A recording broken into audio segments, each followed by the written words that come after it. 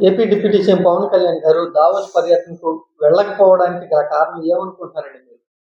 అదే పవన్ కళ్యాణ్ గారిని వీళ్ళు కలుపుకోకుండా పోయారా? ఈయనకే ఇష్టం లేకపోలేదా? మరి ఈళ్ళెళ్లారు గదా! కూటమి అని ఈళ్ళందరూ ఈళ్ళెళ్ళినప్పుడు ఈయన కూడా ఎళ్ళాలి గదా! మరి డబ్బు పంచుకోవడానికే కూటమి ప్రభుత్వం. ఆ రోజు చెప్పింది ఏం జెప్పారు? ఎలక్షన్ ముందు ఏం జెప్పారు? అన్నీ ఆదుకుంటాము. అయి జేస్తాం, ఇయి జేస్తాం.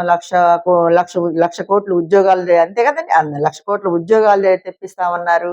ఇంకా ఎన్నో జెప్పారు. వాలంటరీ వ్యవస్థ ఉన్నారు గదా! వాళ్ళందరూ తప్పిపోయారు. వాళ్ళని తీసుకొస్తామన్నారు. ఇయన్నీ గూడా పక్కన బెడితే ఇప్పుడు పవన్ కళ్యాణ్ గారు ఏం చేస్తా ఉన్నారు? ఇక్కడ షూటింగ్‌లు చేసుకుంటా ఉన్నారు. హైదరాబాద్‌లో షూటింగ్‌లు చేసుకుంటా ఉన్నారు. మరి టికెట్స్ వాళ్ళ అన్న చిరంజీవి గారి సినిమా టికెట్ల రేట్లు పెంచాలి. ఇయన్నీ గూడా అయి చూసుకుంటా ఉన్నారు. ప్రజలు ఏమైపోతే ఆయనకెందుకు? ఈళ్ళ దావోస్ ఎందుకెళ్ళలేదు? ఇప్పుడు ఈయన మీద నమ్మకం లేక తీసుకెళ్ళలేదా ఈయన్ని? ఈ పవన్ కళ్యాణ్ గారి మీద నమ్మకం లేక తీసుకెళ్ళలేదా? సరే మీకు వీళ్ళతో వెళ్ళడం ఇష్టం లేక ఎళ్ళలేదా? ఎందుకెళ్ళలేదు మరి మీరు చెప్పాలి. ప్రజలే చెప్పాలి.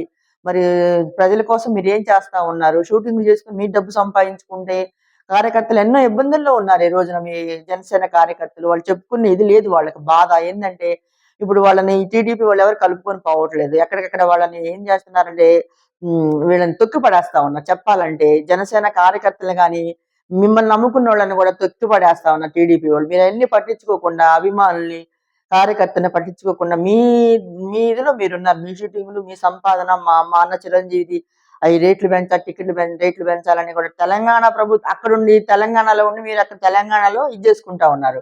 మీరు డిప్యూటీ సీఎంగా ఫెయిల్ అయిపోయారు. ఎందుకు మీరు డిప్యూటీ సీఎం తీసుకున్నారు? అది ఇంకొకరికి ఇచ్చినా గాని ఏమన్నా న్యాయం చేసేవాళ్ళేమో. మీకు తెలియట్లేదేమో. మీకు అనుభవం లేదు కాబట్టి, రాజకీయ అనుభవం లేదు కాబట్టి మీకు తెలియట్లేదని మేము అనుకుంటా ఉన్నాం పవన్ కళ్యాణ్ గారు. మీరు ఎందుకెళ్ళలేదు? దావోస్ ఎందుకెళ్ళలేదు? పెట్టుబడులు గాని, జాబ్స్ గాని ప్రజల కోసం మీరు ఎందుకు ఆలోచించట్లేదు? మీరు చెప్పాలి. సమాధానం చెప్పాలి. ఎలక్షన్ ముందు ఏం చెప్పారు? అప్పుడు ఆయన పనితీరు ఎలా ఉంది అంటే ఏమంటారు? ఎలక్షన్ ముందు ఏం చెప్పారు? అన్ని చెప్పారు. అది చేస్తాం, ఇది చేస్తాం, వాలంటీర్ వ్యవస్థ చేస్తామన్నారు, ఉద్యోగాలు తెప్పిస్తామన్నారు. ప్రతిదీ కూడా మరి పెట్టుబడులు తెస్తామన్నారు.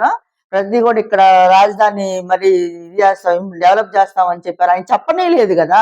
ప్రతిదీ చెప్పారు. చెప్పిన దాంట్లో ఒక్క 5% కూడా ఆయన చేయలేదని మీ ద్వారా పవన్ కళ్యాణ్ నేను అడుగుతా ఉన్నాను. మీరు చెప్పింది ఏంది? మీరు చేసే పనులేంది? మీరు డిప్యూటీ సీఎంగా ఉండి షూటింగ్‌లు చేసుకుంటున్నారు. మీరు ఆలోచించండి. ప్రజల కోసం ఏ ఒక్కటి న్యాయమైనా చేశారా? ఆ జనసేన నాయకులు, కార్యకర్తలు వాళ్ళందరిని కూడా దిద్ది కలిపారు.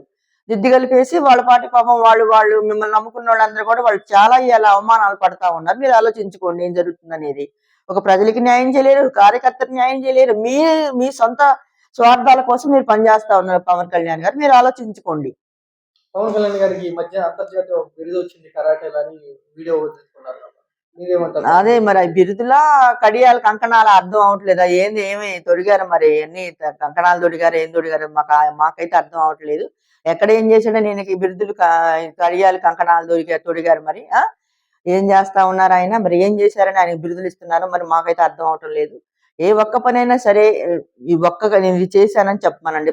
ఏ పనైనా సరే ఇది నేను చేశాను, ప్రజల కోసం, కార్యకర్తల కోసం ఇది చేశానని చెప్పమనండి పవన్ కళ్యాణ్. మీ ద్వారా నేను అడుగుతా ఉన్నా పవన్ కళ్యాణ్ గారిని.